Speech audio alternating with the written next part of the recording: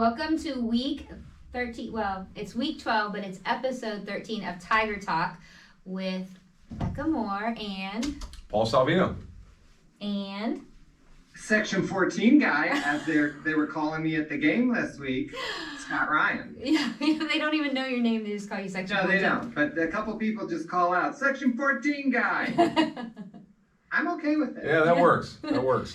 So we have Mr. Salvino on today, who is a alumni of Massillon football. What number did you wear? I wore number 78. 78.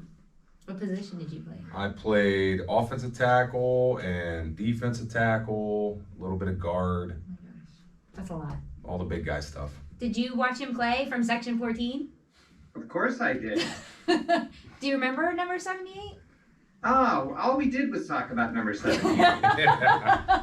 Right. Did you think he would come back and be a superintendent? You're like, oh, that's a future superintendent. Yeah, I was just watching him. He'd hit those Bulldogs, and I'd say, that's the hit of a superintendent. Right. Yeah. I mean, that was the way. What was your biggest game, Sal? Well, biggest game publicity-wise was the 100th game. I played in the 100th game my sophomore year. Not a ton. I was a sophomore, kind of fill-in guy on defense, played a lot of special teams. My biggest games were my junior and senior year against McKinley, and not victorious. Yeah. Those games haunt me. I've had a senior last year, Dominic, and then Angelo this year as a senior, and I talked to those guys about that senior year game will live with you for forever. They were probably the best performances I had as a Tiger. In those games, but we were not victorious. And then outside of that, we had some fun against Cincinnati Moeller, had a chance to get a win against them, and just overall it was just an awesome experience for me to be a part of it, and truly humbling now as a father in the program, a former coach in the program, principal, and now serving as a superintendent. It's really, really unique for me. Yeah. What did you learn from Jack Rose that you carry with you as an adult? Hands down, accountability, being accountable to your teammates. As an O-line guy, being accountable for one another in the trenches to make sure we were doing everything in our power to look after our backs and our quarterback. Coach Rose was always, and every time I see him, he says, Sal, you got to quit calling me Coach Rose. I'm Jack. And I said, Coach, I can't. You're always going to be my coach. But first and foremost was just accountability. Get there early, stay late, do what needs to be done, lead when the opportunity rises, and just look out for your brothers on the team. I like it. Of course, get there early would have been nice for the 101st Massillon McKinley game. Yes, because we got there late, way late.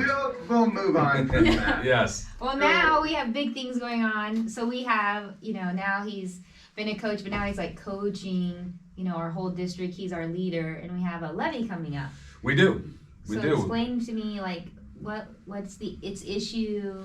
It's issue 6. Issue 6 on the ballot. So on November 8th, we have issue 6 on the ballot, and it's a renewal. It was originally passed in 2012. So our renewals, our citizens by now, I'm sure, understand this, but just as a refresher, we live and die basically off of 3 renewal levies in this district. So every 5 years, we have a renewal up with 3 ongoing levies. So it's time for the one that was originally put on in 2012 to be on the ballot November 8th, which is issue 6. It's a renewal, which great news for the taxpayers is it doesn't increase taxes. We're not asking for any more. We're just asking for the consistency that we've received to be able to do the things we're doing. How does it what does the money go to? I mean, I know it renews, but what does the money go to? Or is it going to athletics? Is it going to buildings? What does it do? I'm glad you asked that, Becca. So this renewal levy really is completely on our operating expenses. So paying the bills, something as simple as, paying our utility bills, our salaries of all of our employees, the ins and outs of our daily operations, our yearly operations of our school district. What it doesn't do is go to our new projects, and I know our citizens are excited. We're building 2 brand new elementary schools, one on the east, one on the west side of the city. We already have the money in hand for that. So this is simply for operating expenses to keep us afloat, to do the things we're doing with curriculum initiatives, technology in the classroom, all those great things that are going so well for the Tigers in the district. So does like a certain amount of people have to vote, like for it to pass, and like what happens if it doesn't pass? Yes, so we definitely need the support, and we've been really blessed in the Massillon City Schools to have great support on our renewals over the years. In my 5 years as our superintendent, our renewals have passed. So yeah, we need our citizens that are supportive of our Tigers, not just on the field, because we know we love those guys and those gals, but our Tigers in the classroom. And our future Tigers that aren't even in school yet, or they're just in preschool, getting ready to, in a few years, walk into our new elementary school. So we really look forward to the support of Tiger Nation, especially those that are Massillon City taxpayers that can vote in this levy. I know there has been some early voting going on. Obviously, we don't know any of those results, and I'll be eagerly anticipating, the evening of November 8th to get those results. That's what I do. It's always nerve-wracking. I do the paper because it's just easier. Yeah. Yeah. I can't. It's like game day for you. Right. It is. It really is. So what happens if it doesn't pass though? If it doesn't pass, we will certainly put it back on the ballot in the spring. Because it's really something that we can't operate without it. This renewal generates $3.4 million for the district per year. We will be able to start collecting on this renewal in 2023. And it's really imperative that we get this passed so that we can continue to do the things that we're doing. We've recently just made major curriculum purchases to get us up to speed with what we're doing in the classroom, with general ed, special ed, our EL population, as well as a huge complete overhaul of technology. So our students are prepared, going one-to-one as a district, and being able to keep that up, because everybody knows, you buy a cell phone, in a few years, it doesn't work so hot anymore. So we really got to make sure that we have a plan of attack to be able to continue those resources for kids. And I saw, if you guys haven't seen and you don't follow on Twitter, once Coach Moore put out the football GPA, which was amazing, the 3.55, over 71 athletes. The golf team had a 3.9 or something, and then the band had a 4.0. So it's really important to a lot of our kids, whether they're, like you said, on the field or off the field. And, I do special ed, so curriculum's been a huge thing for us. And our kids actually just did a science fair, Scott, on Friday, and it was absolutely amazing with this new curriculum they had. So even our nonverbals. So I'm gonna cut back off for a second and say this: for those that think you might know Becca Moore in the high heels and the lavish Tiger garb that she'll wear, those that really know her would be completely taken aback by all the things she does in our school system, from the crack of dawn until sometimes late into the evening, with providing support for families. And that's a big part of Becca's job. But yeah, that science fair and everything you got rolling with our students with disabilities, and how we just tie in as one Massillon family with general education population and special education population, and just doing the best we can for all students. It's really remarkable. And I don't think enough people really know all those ins and outs that Becca's a part of behind the scenes, let alone taking care of Nate Moore, which I'm sure is a full-time job. I think we all know that. Yeah, but issue 6 is important to me, so I hope you guys go out there and vote. I wanted to bring Sal on because I think it's really important that you guys see, and it's important to all our population, and we hope you go out and vote. But as a former alumni, it's always nice to have a former Tiger on. Yeah. You're still a Tiger, but Yep. former player on the field, and now Sure. you're off the field making changes, which is really nice for us. And I appreciate the opportunity of coming on. Thanks, guys. I'm a fan. And I appreciate all you're doing, and especially appreciate everybody's support. November 8th on issue 6. Sound good, Scott? All right, go Tigers. All right, Tigers. go Tigers.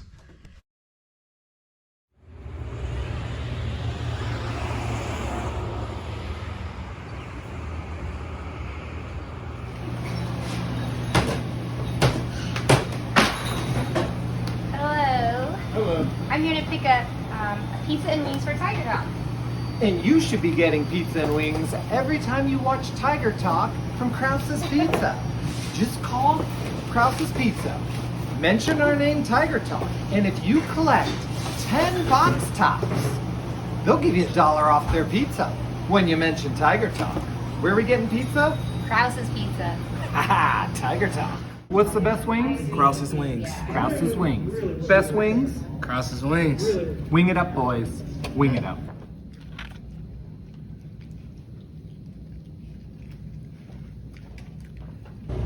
Even Kraus's is all the way Tigers. It should say all the way Tiger Talk.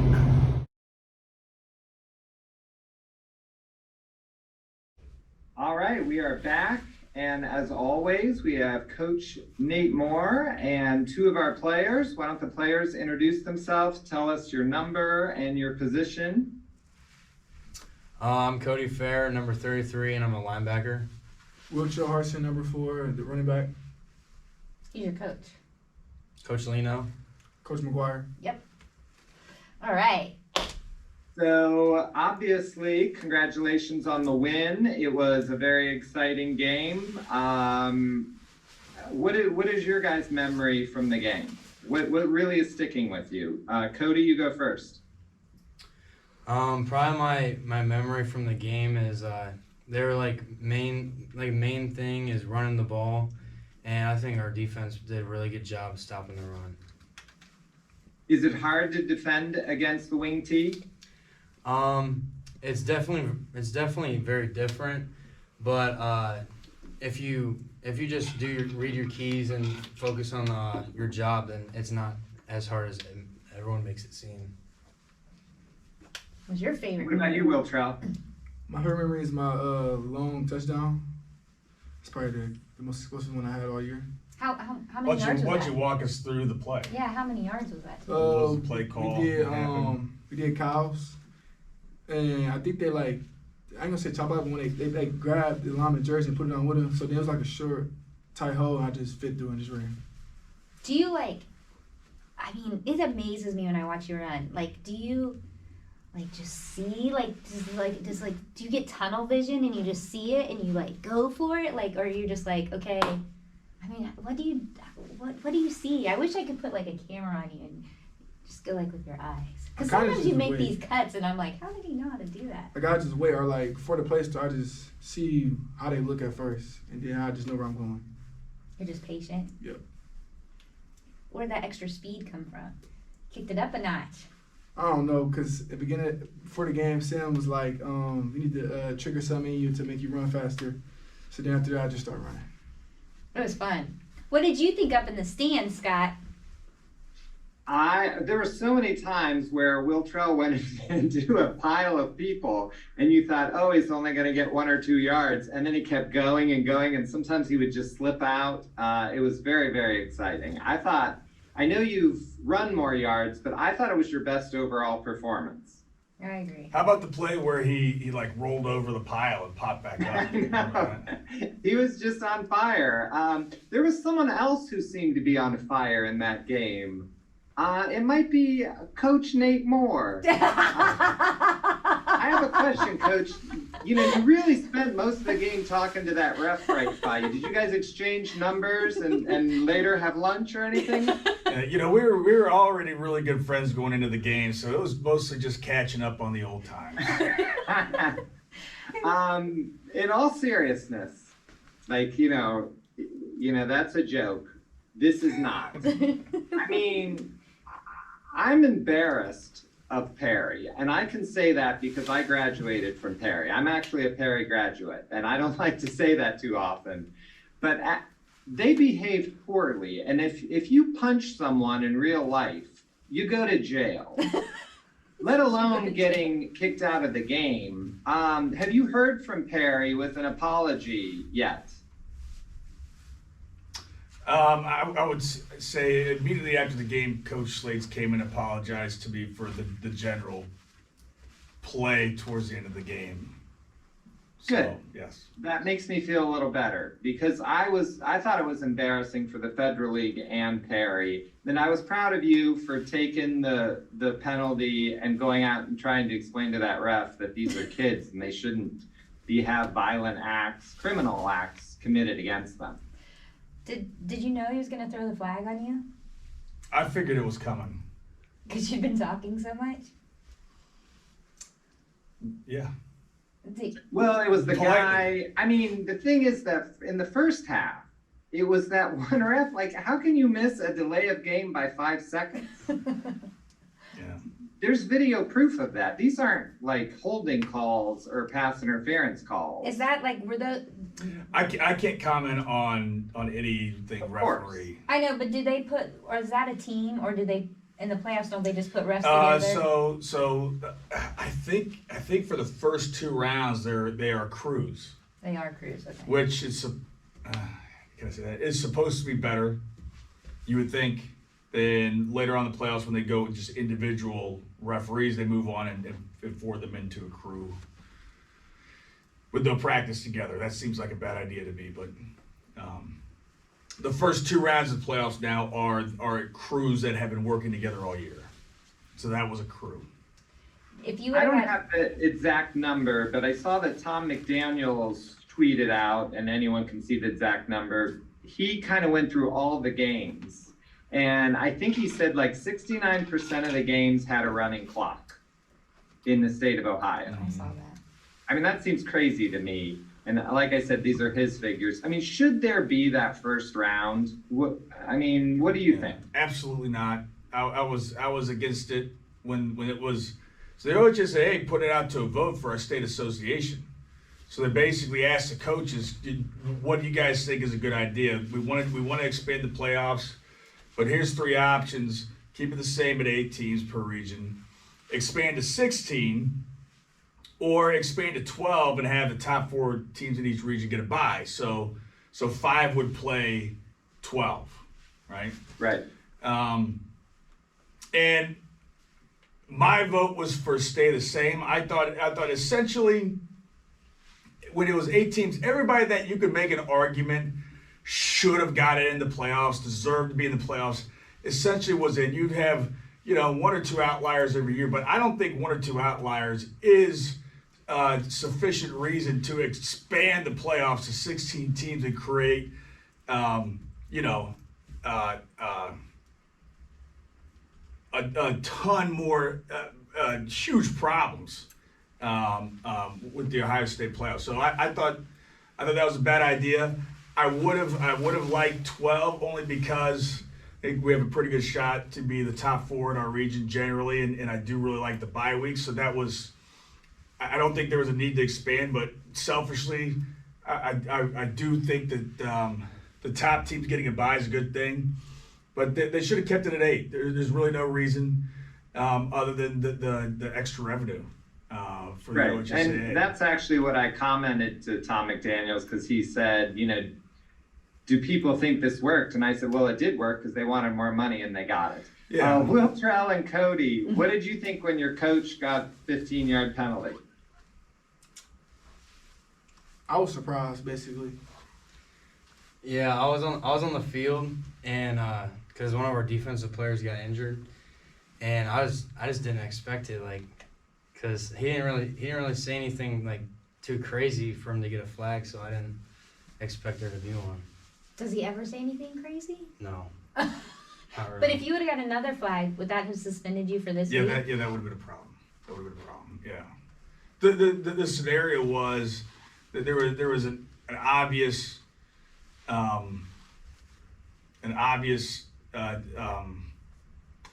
should I say it? An obvious after the play scenario that should have been flagged that resulted in an injury for one of our players. So it's not only is this something that should not have gone on in the realm of the sport of football, it injured our player, and I don't remember if they flagged it or not. I think they didn't. I don't think it was flagged. They did not. I think the only time they flagged was I think they did when not. the kid punched him in front of everyone. He would have not called if he couldn't. I don't remember. And I go out on the field to check on our Right. guy, and I'm around the refs too, and I think I said something about it being a disgrace, And that's why they threw the that flag. drew the flag. And you got a Disgraceful huge that. applause. I mean, not that matters, but you got a standing ovation coming off I'm sure you had other things on your mind, but the Massillon fans were up and cheering, Yeah. I just want you to know, Obviously- I was up in the box because I went to check on my parents, and I ran down because I was afraid they were going to throw 2 flags on you. So I was like, somebody's gotta calm him down because I thought you were heated. You weren't as heated as I thought you were, but you were heated. Well, I had to calm it down a little bit because Do you know who had to calm you down? Hackenbrack, who can never have a mic on him, is Yeah. like, let me take you off the field. That was hysterical. When you guys to me. have to write an English paper about irony, You talk about. talk about Coach Hack telling me to cool it with the refs. Yeah, which is so funny because one time Hack got upset and Coach Moore, I remember being on the sidelines and Coach Moore just like glanced over at him and he was like, and like walked away. It was so awesome. I doubt that. Hack usually gives me a death stare. Yeah. He walked away. That's why it's funny. I find it funny. Do you guys sometimes, like when you're on the sideline, do you laugh though, like these coaches going back and forth? Sometimes, or when I'm like in the huddle and they like all mad at each other to want to play with Coach Rocks. But he like does he get his accent going when he gets Yeah. like real That's what makes hyper? it funny. Yeah. That's what makes it funny, isn't it? It makes it so you have a good time down in the huddle sometimes. Yeah. So playing this game, what did it mean to you? Like, did it mean something different because you're getting to play a team that's 2 miles away versus like, you know, we're playing a team from Columbus this week. Does it make a difference, do you think? Does it feel different? Yeah, because now it's win or go home, so I got everything on the line now. Yeah. I think it feels different because like I know some of the other kids from like doing other sports Yeah. against them. So like going against them, like knowing the kids on the football field is just different than going against someone that you have no clue who they are. Yeah. Feels a little bit better, doesn't it, when you win? I think so. So it was a game of tying records. Wiltrell, you tied Jameer Thomas. How did you feel about that? And are you looking forward to beating it this week? What record is that? 100 yards Oh, 100 for 10 games in a row. Oh, nice. Congrats. I didn't even know that. Congratulations. Me either. Yeah, you tied Jameer Thomas. This week you can beat it if you get 100 yards. Well, I'm gonna beat it then. He said he's gonna beat it then. Yeah, you just better hope Coach doesn't take you out at 99. I'm hoping not. Find out who he likes better, you or Jameer. We've been rooting for you. Like, we were getting a little nervous. I kept watching the yardage and, you know, because there was a lot of passing going on, which is good. We want to do both. But I was thinking about you because I wanted you to get the record. Thank you. That's what I'm here for. I look at these records. I'm not even going to ask Coach Moore about the 80 because what's the point? But I'm going to ask Becca. Becca, what do you think about Coach Moore tying Paul Brown? Well, you know what I was thinking after he won the game is what you said earlier, which is kind of like why I'm going to remember this until I die, because you made it poetic, is our first game here that Nate won was playing Perry, and there was like 15,000 people. And that was like my welcoming to Massillon. I was like, what is happening? They couldn't even get people in the gates fast enough. It was so crazy. So, and then to tie the record, beating Perry, I guess I will remember that you always tied Paul Brown by winning their first game against Perry and winning to tie it, which is kind of cool. So that's how I remember that. Yeah, and I was the one that cut the power in that Perry game in first game, so we could regroup for a little That bit. was 2 years prior, I think. Oh, dang. I've heard about that one. Oh, I really did think there was that game. That's funny. Yeah, that was crazy. So I have a dang. question too. Like, Cody, can you hear your name like when it's called like so much, like when you're on defense? Like, cause it was just like called over and over again. Can you hear your name? They're like Cody Fair, Cody Fair, Cody Fair. Yeah, like every time I'm looking over at Coach Simon, like getting the call and he's doing the eagle and stuff, and Yeah. I just hear it every once in a while. Does that feel good? Yeah, it feels really good. Yeah, that was fun. It was fun. Cody had a great game. What do you think about this team coming up, Wiltrell? Like, what do you think? They going to be able to contain the line? Are you going to be able to run through them? What do you think? What do you have to be ready for this Friday? Protect my quarterback and block a lot, and our line should do good against them. It's gonna be a good challenge, but we just gotta protect the quarterback and block really well. Yeah, even on offense. Yep. Okay, Cody, what do you think going against their offense? I think they got a good line. I think their quarterback's pretty fast, Mm-hmm. and they do a bunch of like different cute quarterback runs with them. So that's a little different than some other teams we played. So it's we're definitely gonna have to have a focus week of practice and just everyone doing their part. Perry's quarterback ran a lot. Yeah. So, I mean, that's why they made most of their yardage. So they just have, you guys have faced, who's some other teams that you faced that their quarterback ran? Warren had a quarterback that ran. Ed's quarterback was gonna run a lot, but he didn't really break out in many yards against us. Yeah. So sometimes when Tried they to think, run. Yeah, he tried when to. they think they can run, so you guys have to get ready for Yeah. that. Yeah. Mhm. Yeah. What are you most looking forward to, Coach Moore, this week? Getting the win. Getting the win? The clock hits 0. And the clock hits Tigers zero? win, advance. My in-laws live in Canal Winchester, so we need to put this away real quick. That's the way I feel about it. This is important. They've heard me blabbing about Massillon for 12 years. We need to, because the last couple of years, we've almost played Canal Winchester a couple times. We've never played them before. Does that make more work for you, Coach Moore, in prepping for the game since we've never played them before? No, I mean, the playoff prep is always different because usually during the season, you know, when you have your schedule, you know who you're playing. We always, with everybody that's willing to do this, which is almost everybody now, we trade film early. So we do a lot of advanced scouting. We head into the weekend really only needed to break down that one last film from that Friday night. So there's a lot of work that we're able to get done during the week leading up to that game.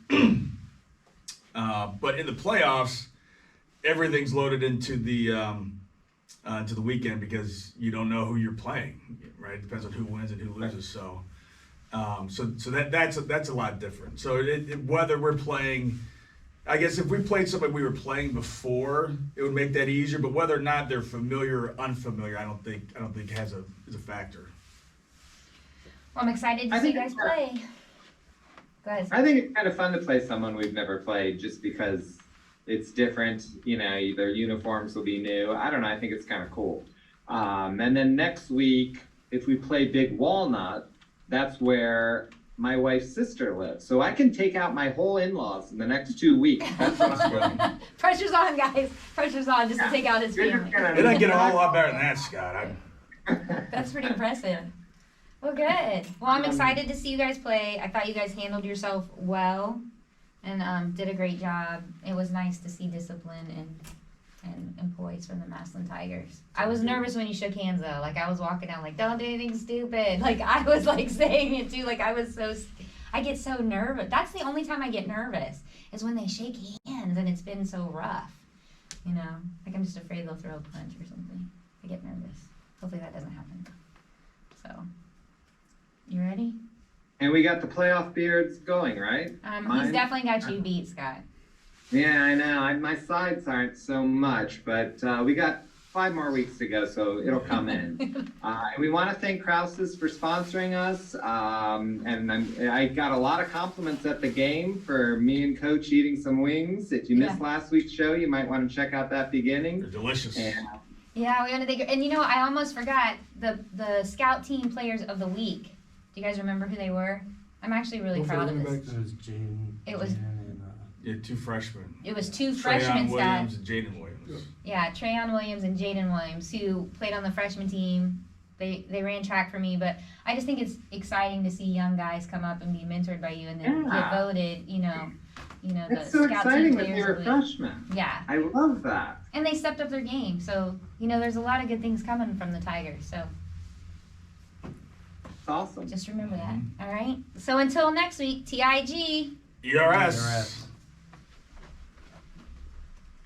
The entrepreneurial spirit runs strong at Simon Says Promotions. That's why if you've seen us everywhere in downtown Massillon, it's because we're growing. Stop in and see our guys at Spirit of Stark on 409 Erie Street North. If you're in the spirit for that new look, head over to Studio Vibes and tell Allie the Stark Media Team sent you. We've rebranded the old checkered flag building at 256 Erie Street South as Simon Says HQ, featuring Copeland Paints, Brooklyn Rio Boudoir, Cherry on Top Logistics, Studio Vibes, and we are adding new tenants monthly. Speaking of new, have you seen what's coming out of the vault at the new Tiger store at 59 Lincoln Way East? New game day prints dropping weekly with new store hours. Trust me, they can't wait to see you. Check us out on social media and find out what's new, or for occupancy and employment inquiries, email simonsayspromotions@gmail.com today.